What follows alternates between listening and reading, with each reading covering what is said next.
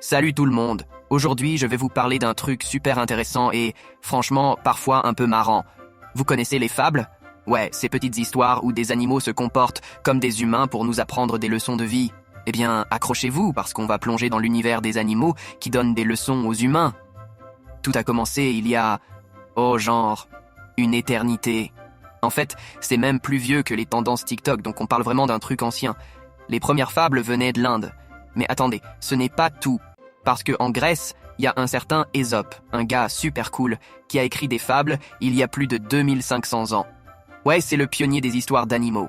Le gars était comme le influenceur de son époque. Sauf qu'au lieu de selfies, il faisait des leçons avec des animaux. Alors, Ésope, qu'est-ce qu'il a écrit? Oh, rien de bien compliqué. Juste des histoires où des animaux se parlent et, vous savez quoi? Il nous enseigne des trucs de ouf. Par exemple, le fameux lièvre et la tortue. Vous vous rappelez? Le lièvre se vante tout le temps qu'il est le plus rapide, mais il finit par perdre la course parce qu'il se repose. La tortue, elle, continue sans s'arrêter. Et devinez quoi? Elle gagne! Moralité? Pas besoin d'être rapide, il faut juste être persévérant. Mais attendez, ce n'est pas tout. Vous vous souvenez de Jean de La Fontaine? Ce type, le roi des fables en France, au XVIIe siècle.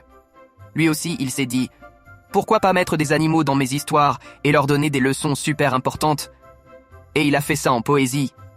Oui, poésie. C'était comme le Shakespeare des animaux, mais en version française. Prenez la célèbre fable de Le Corbeau et le Renard. Le corbeau tout fier tient un fromage dans son bec.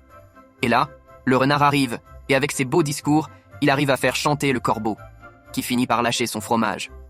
Le renard s'empare du fromage, et boum, il s'en va. La morale, ne tombe pas dans le piège du flattage.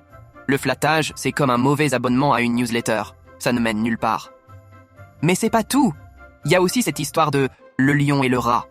Le lion, le grand roi de la jungle, se retrouve coincé dans un filet. Un petit rat arrive et lui ronge les cordes. Et oui, même un petit rat peut sauver un lion. Moralité, ne sous-estime jamais les petits, même s'ils sont minuscules. Alors voilà, les fables, c'est pas juste pour les enfants. Elles nous rappellent que la vie, c'est pas qu'une question de force ou de rapidité. C'est aussi une question de patience, de prudence, et surtout de réfléchir avant d'agir. Bref, les fables, c'est comme une petite pause pour notre cerveau, mais avec des animaux. Et voilà, c'était votre dose de sagesse animalière avec moi, Barae El Hawass. Alors la prochaine fois que vous voyez un corbeau avec du fromage ou une tortue qui fait la course, vous saurez que ça cache une leçon importante. À bientôt pour d'autres histoires, et rappelez-vous, toujours apprendre, même quand c'est avec des animaux.